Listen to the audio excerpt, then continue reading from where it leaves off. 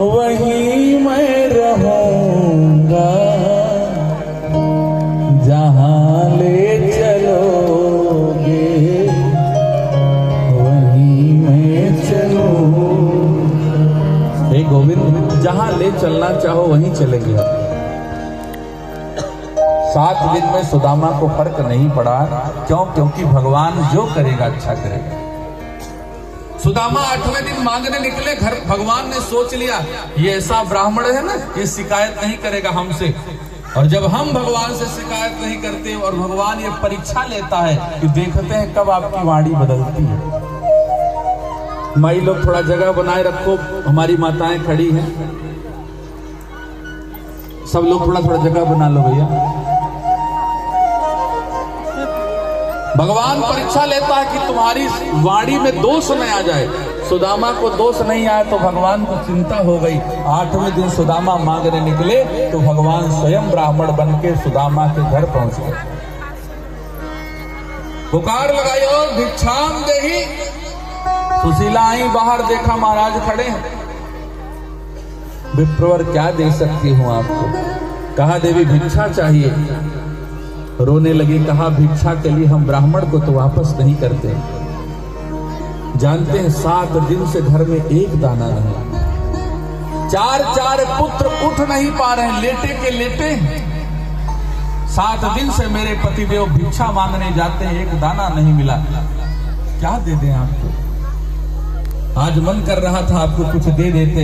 ब्राह्मण देव कृपा करा दीजिए, भगवान से कुछ देने लायक बना दें। भगवान थे, भगवान ने कहा देवी देखो एक बात बताता हूं तुम्हें। ये जो तुम्हारे पतिदेव हैं ना, इनके एक मित्र हैं कृष्ण, द्वारिका के मालिक हैं। एक बार अपने पतिदेव को उनके पास भेज दो। अरे चले जाएंगे, ना कुछ तो पुत्रों को खाने के लिए मिल जाएगा। आप जो भूखी हैं, आपके जो पतिदेव भूखे हैं, ये व्यवस्था हो जाएगी। मेरे भाई बहन, भगवान यह कह के चले गए। जैसे सुदामा जी आए, सुशीला ने कहा आज क्या मिला है आपको? सुदामा जी ने कहा आज भी झोली खाली रह गई, कुछ नहीं पाया। रोने लगी, कहा पतिदेव एक बात आपने आज तक नहीं बताई। सुदामा जी ने कहा क्या नहीं बताया? सुशीला ने कहा ये बात आपने हमसे छिपाई कि आपका कोई एक मित्र है, नाम है कृष्ण। ओ देवी मैं तो भूल गया था, हाँ वो मेरा मित्र कृष्ण है। आज वो द्वारिकाधीश है पतिदेव। मेरा एक निवेदन है, अपने लिए न सही, हमारे लिए न सही, ये 4 अपने पुत्रों के लिए इनका जीवन चल जाए, इसके लिए जा करके कुछ उनके पास से लेके आइए। सुदामा ने कहा देवी जिसके दुख में मैं साथी नहीं बन पाया, कृष्ण पर इतनी विपत्तियां आई, मैं साथ नहीं खड़ा हो पाया, उनका साथ नहीं दे पाया। आज वो द्वारिकाधीश हो गया तो जाकर के मैं उससे मांगू? यह बात ठीक नहीं मानी जाती, मैं नहीं जाऊंगा। सुशीला समझ गई ये स्वाभिमानी ब्राह्मण है, ये नहीं मांगता किसी से।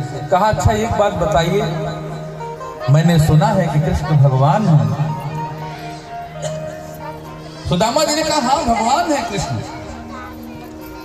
तो कहा पतिदेव क्या भगवान के दर्शन भी नहीं कर सकते हम? बुरा समय आ जाए तो क्या हम भगवान के पास नहीं जा सकते? सुदामा जी ने कहा जा सकते हैं। कहा पतिदेव तो कुछ न मांगने जाइए, केवल उनके दर्शन के लिए चले जाइए। कहा देवी ये बात अच्छी है, अब जरूर जाऊंगा, लेकिन मैंने सुना है कि 4 स्थानों पर खाली हाथ नहीं जाया जाता। माता पिता के घर, मित्र के घर, गुरु के घर और प्रभु के घर। प्रभु का घर मंदिर हो या कथा। देवी इन 4 स्थानों पर हम खाली हाथ नहीं जा सकते, और हमारे घर में तो कुछ नहीं ले जाने लायक। कहा जाने का प्रबंध मैं करती हूँ। सुशीला बेचारी 4 घर गई भिक्षा मांगने की, कुछ मिल जाए वही दे देते हैं। सुखदेव भगवान करे महाराज परीक्षित याचित्वा चतुरो मुष्टिं विप्रान् पृथक् तंडुलान्। याचित्वा चतुरो मुष्टिं, 4 मुट्ठी क्या मांगा? चावल। पृथक तंडुलान, जिस पहले घर से मोटा चावल, दूसरे घर से पतला चावल, तीसरे घर से टूटा चावल, चौथे घर से छोटा चावल, इसी तरह से 4 अलग अलग तरह के चावल मिले। वही बेचारी लेकर के आई 4 मुट्ठी, एक फटा टुकड़ा खोजा, 4 बार उसको पलट करके चौपटा बना करके उसी बीच में चावल रखा, पोटली बना दी। कहा यही ले जाकर के प्रभु को निवेदित कर देना। सुदामा जी ने कहा ठीक। सुदामा जी भगवान के दर्शन के लिए, कृष्ण दर्शन लालसा, गोविंद के दर्शन करने के लिए विप्र श्रेष्ठ सुदामा चले। भगवान को प्रतीक्षा करते हैं कि आपका पैर कब घर से बाहर निकलेगा। भगवान देख रहे थे कि प्रहलाद कब चैलेंज करेंगे कि खंभे में हम हैं, बस भगवान तैयार होकर बैठे। द्रौपदी की साड़ी खींची जा रही थी, मैं सुना चुका हूं आपको। भगवान प्रतीक्षा कर रहे थे कि द्रौपदी कब हमारा नाम लेगी।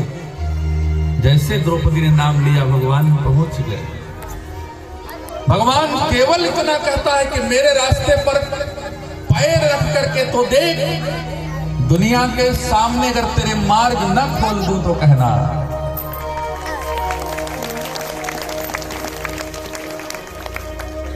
जो आए पग एक तू, मैं आऊं पग 60।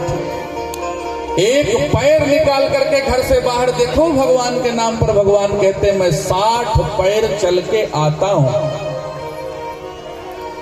बिहार के लोग जानते होंगे, बड़ा दिव्य दरबार है थावे गोपालगंज।